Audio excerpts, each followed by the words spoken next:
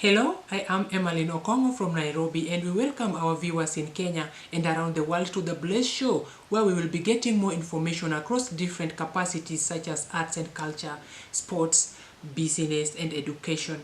But first, let us have news from around the world.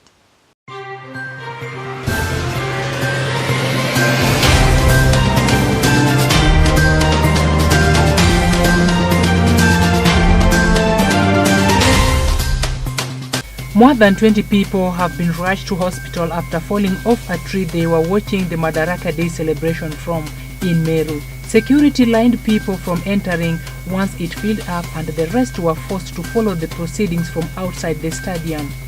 Regional Commissioner Wycliffe Ogalo says security has been heightened inside and outside the 30,000 capacity stadium. Moving on, a 13-year-old girl has been confirmed dead after she was electrocuted in Wadiang village in Homa Bay County. According to eyewitness, the incident occurred after Faith Achieng, a class 4 pupil at Sindo Primary School, touched an open live wire at their neighbor's house. According to the area chief, Mr. Samuel Obado, the minor went to play inside the said house after she had returned home from school before attempting to pick up the live wire that was lying on the floor. Internationally, university staffs across the UK are striking over changes to their pensions. The umbrella group for UK universities that manage the pension scheme claims that the change is needed because there is not enough money to make the scheme financially viable. This is disputed by the striking staff, and a closer look shows why this has merit.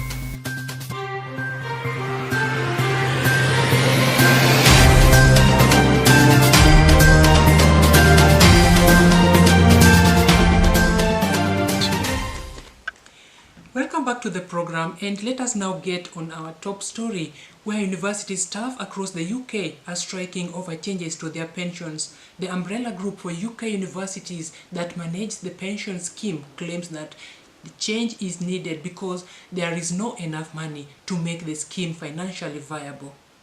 This is disputed by the striking staff, and close looks shows why this has merit. This is not far from current situation in Kenya, where standoff persists as lecturers clash over terms to end strike. During a press conference, the two unions said that there is no goodwill from the government, therefore the strike continues. Now the question remains, do you think the students are getting enough content for their respective area of professionalism? Feel free to send us your views and comments to my Twitter handle at Emmaline Okongo or Facebook fan page at Emmaline Okongo. And now let us have our correspondent feature, Miss Helen Owuor. The government of Kenya recognizes education as the primary means of sustainable economic development, social mobility, national cohesion, and social development.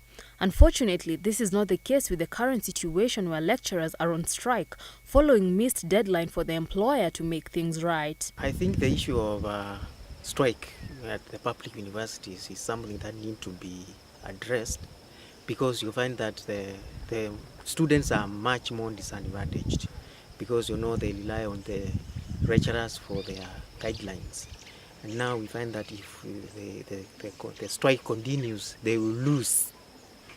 Some who wanted to graduate, they will also be pushed to graduate for the next year, which is not good. And also it is costly. The union had always acted in good faith and had been a committed and active partner in the Joint Negotiations Committee, while the Universities Council and the government had not demonstrated a commitment to complete the negotiations. Well, speaking about content, I tend to think that everyone who's in the university is actually a grown-up and an adult. So, I think everyone came to the university knowing what he or she wants. And with that, I think students can actually read for themselves. As much as the lecturers are not in class, students can actually just follow up and read on themselves, because at the end of the day, they actually know what they want. And now let us welcome our reporter live, Miss Helen Owuor, who is in ground. Helen, can you hear me?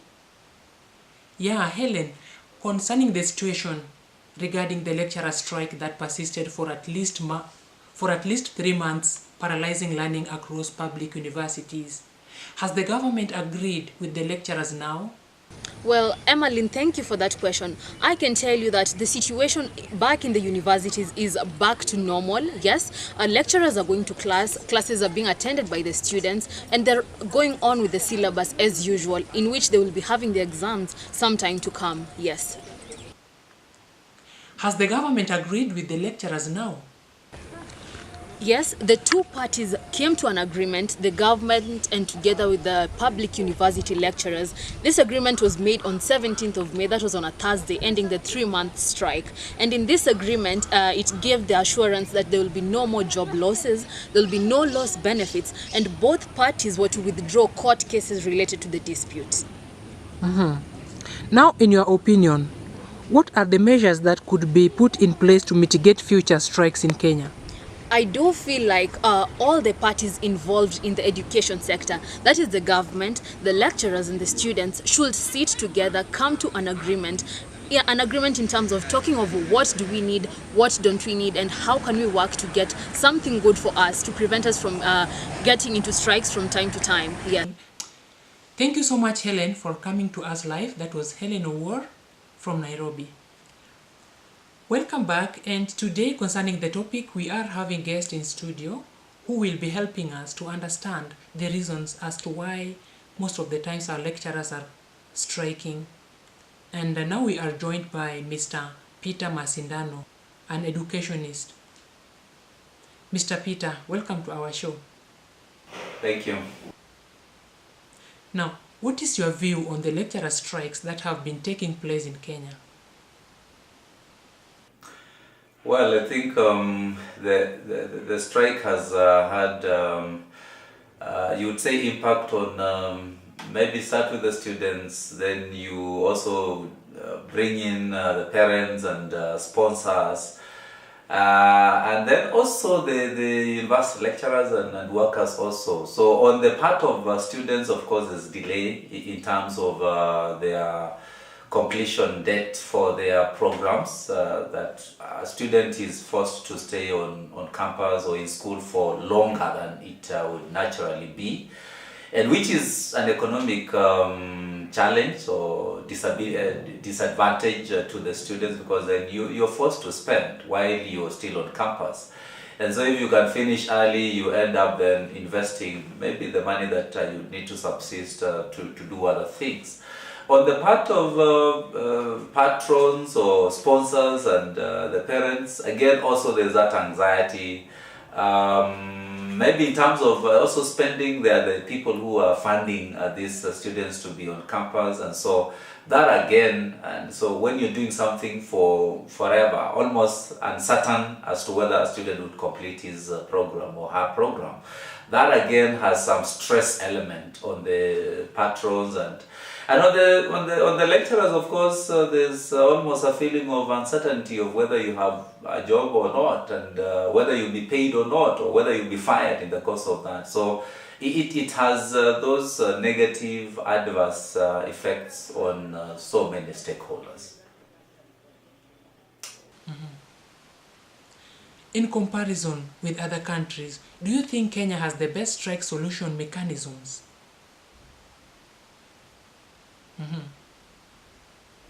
Well, some sources have indicated that perhaps in the Kenyan case, you have so many people who have vested interest in the outcome of the strike. It has been argued that in the Kenyan case, it's like some vice chancellors would like to benefit from that negotiation, so that it's not just the university lecturers who are benefiting. Them as the non-unionizable staff would also want to use that as an opportunity to kind of benefit, reap from that disagreement or crisis.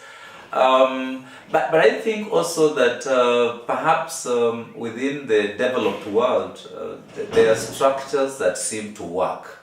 within our own setting, perhaps we don't have clearly streamlined structures that would work efficiently. And perhaps that is the advantage that they have. Maybe another thing, the developed world has, they're wealthy, they have the resources, they can actually find ways of sorting out issues easily, as opposed to within the Kenyan context, where I think poverty and prioritizing resources or allocating them to cater for kind of a bargaining agreement issue would be a very tall order. It's like, we don't have this money, so how can we resolve this?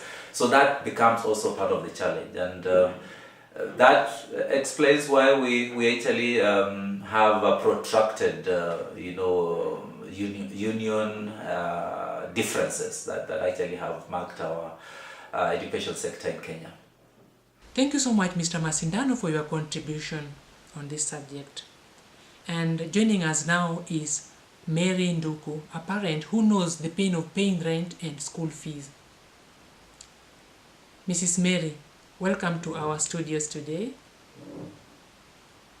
Now, what can you say about the on and off lecturer strike in Kenya? Hii strike imekuwa na shida sana, hasa kwa wazazi kama mimi, kwa sababu watoto wamekuwa wakija na wakirudi, na kwangu imenifanya nizoroteke, kwa sababu jambo moja, ninajua wakati mtoto anakuja na kurudi anapoteza masomo fulani, na inamaanisha ni kama atachukua muda kidogo. Kama alikuwa amalize miaka 4, inamaanisha ataenda mpaka miaka 7. Kwa hivyo kwangu nimekuwa na shida sana, mpaka nashindwa itakuwaje, kwa sababu mtoto wangu inamaanisha wakati kama nilikuwa nimempangia jambo fulani mwaka fulani, ninaona huo mwaka ni kama itawezekana kile nilikuwa nimepanga.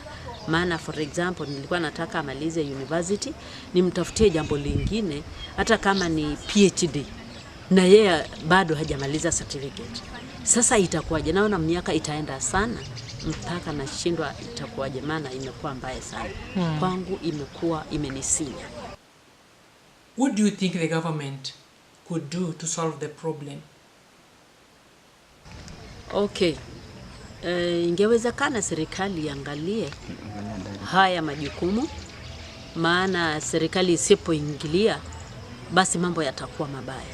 Serikali iangalie na ifuatilie vizuri sana, ione ni njia gani hawa watoto wataweza kusuluhishiwa yale mambo yao walikuwa nataka.